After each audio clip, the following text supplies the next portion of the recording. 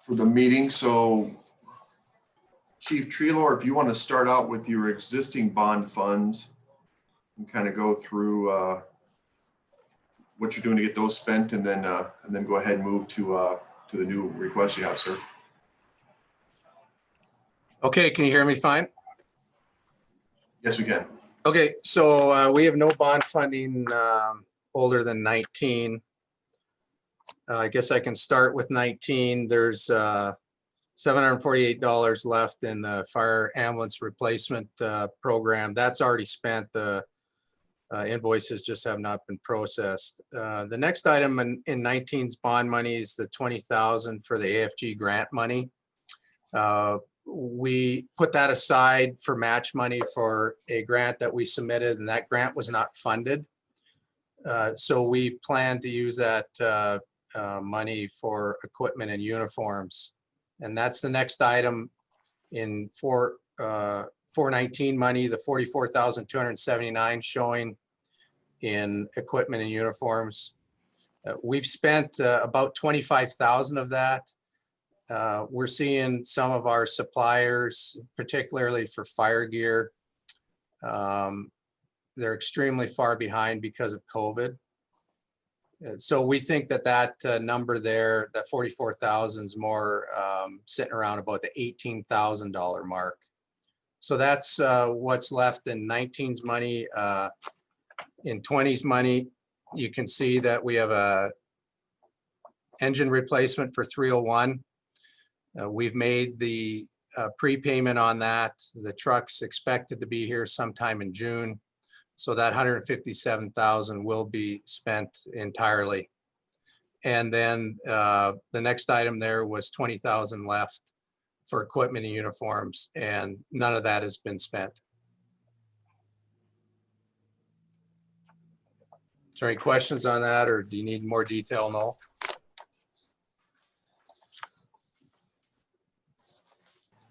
That sounds good to me. Does anyone else have any questions? All right, Pat, if you want to move on to the request. Sure. So the first request I'd like to speak on is the one that's our highest priority. So if there was a category above high, this would be in it, maybe super duper high. It's the self-contained breathing apparatus platform replacement. And I do have a few photos that I'd like to share. I'm a fairly visual guy, so I think I'll just try to share my screen here. We always like pictures. All right, can you see that? I cannot. Nope. All right, well, we'll go. How about that? No. You may need to send it to Noel so he can share his screen. That's been working for us. Let me try one more time here. Yeah, who is the host? Pat, does it give you an option to share the screen? Well, I talked to Youngblood earlier, and he said, yeah, you'll be able to share. I'm clicking on share screen, and it's not allowing me to share. Did you hit share screen, and then in the bottom right of that new box it says share?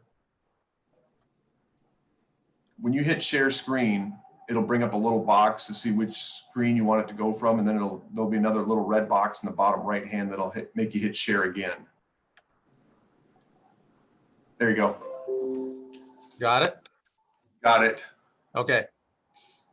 Very good. So I'd like to talk about the self-contained breathing apparatus platform. And Did I just see a picture of Noel?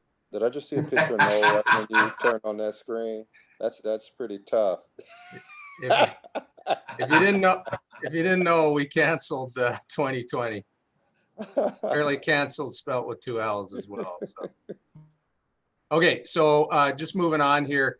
I'd like to talk about the overall platform for the of the breathing apparatus because our system is extremely outdated and to the point it needs to be replaced. Now, if you read the documentation put forth, our system is 20+ years old. What we're looking at right now on the screen is our breathing air compressor. So this is at station 1. This is 20+ years old. We've rebuilt the motor on it about 10+ years ago, and we're having a very difficult time finding parts. It's currently still working. So what this does is it takes normal breathing air from the atmosphere, compresses it down, and puts it into cylinders that allows us to fill our tanks that we wear into dangerous environments. This is the control panel for it, if you will. So there's different banks. We've had some problems with. We have a couple gauges that aren't working on it, which could be a safety issue. Here's what we call the cascade system. So these are large cylinders that are filled with compressed air. And we use this to fill the smaller tanks that our personnel wear on their backs. This here is a picture of our breathing air system that we have, our mobile device. So this is on our rescue pumper, engine 301. This too is extremely old. It was put in the early 2000s. So you can see that we keep our cylinders there that we can fill our firefighters' tanks on the scene of a fire. And that's just showing the control panel for the cascade system on engine 301. Moving on, this is just an Scba mask. So this is a mask that our personnel wear when they go into a danger environment. All of our masks are 12+ years old. There's a cylinder that our personnel wear on their back, and that has compressed air in it that allows them to breathe safe air. And then there's finally the Scba pack itself. Down in this area right here, this is our pass device, which is a safety device integrated into the system. And then this right here is the regulator system that is put up to the mask, and that's how our personnel breathe the safe air. This is what we're hoping to go to. This is a modern type of picture of a system. It's all incorporated into one cabinet. The tanks are integrated in, and we're looking to replace it all. Here's another picture of one that a department in the area uses. So we're just looking to modernize it. We're not looking to go to the fanciest system out there. We're just looking to upgrade our system and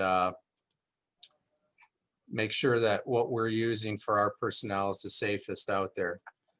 Currently, right now, our system is a 2216 PSI system, which gives our personnel about 20 minutes of breathing air. The system that the majority of the state is using, including the country, goes to a 4500 PSI system. Those tanks, those cylinders are thought to be give 30 minutes of breathing time. As I listed in our communication, 2 of our Scbas are 21 years of age or older, 4 or 14 years of age or older, and then 34 are 11+ years. The industry standard is at 10 years, they need to be replaced. So obviously we're well past that.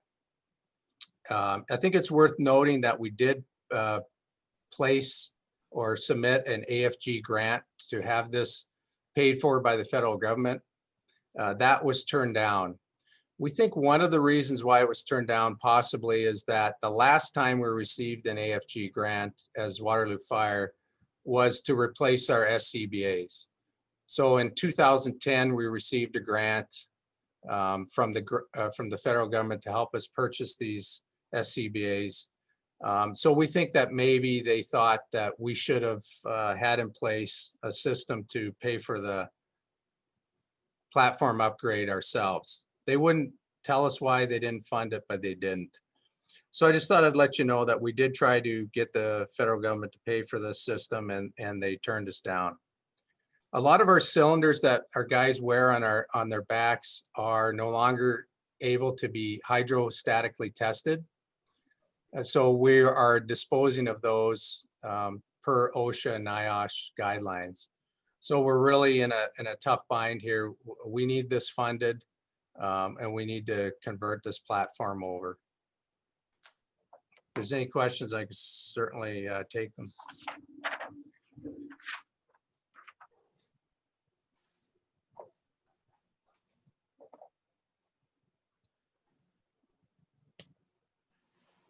So the next item, then moving on, in order of priority, would be the equipment and uniforms request. We've ranked that as the second. We did leave it at 80,000. I do think that can be reduced down by at least 20,000 because of the 20,000 left of the AFG grant match money.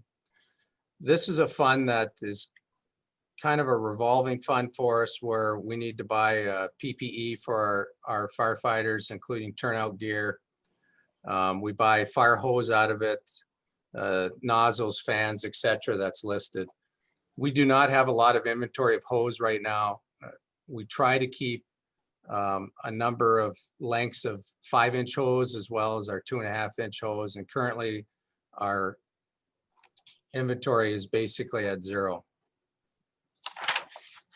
The next item we had in 2022 request was the ambulance power cots. The request there is 65,000, is prioritized as number 3 in our ranking. We do have 2 power cots that we purchased with our 2 new ambulances. It's a fantastic addition to our inventory and our equipment. We're finding that our personnel are transporting heavier people, and we just think that we need all of our ambulances to have these power cots. The majority of ambulance services throughout the state and country do have them. We decided to do a trial with 2 power cots, and that trial is over. It's clear that it's the way to go. So the request is for 65,000. The cots do not cost 20,000 or above, but you do need to make some modifications to the ambulance itself. So there is some costs involved with that. So those were the 3 requests that we had in for fiscal year 22. Pat, just so I understand, so a power cot basically has like a hydraulic unit on the bottom that compresses up to lift the cot up to moving height. Correct. Yeah. So it's battery powered, and you're exactly right. So it'll raise the cot up and down without using our personnel's backs. Put it that way. You said you're moving heavier patients. Just before the mayor jumps in, I was not one of those patients, just to verify that, so we can move on. All right. So those were the requests for fiscal year 22. I did see in one of the emails that were sent out that it looked like there's 2 ambulances included in there. I don't know if that was just a typo, but my records indicate that we were requesting those in 23. All right, thank you. Any questions for Pat? I mean, Chief, I'm sorry, Chief Treelor. All right, thank you, sir. Okay, thank you.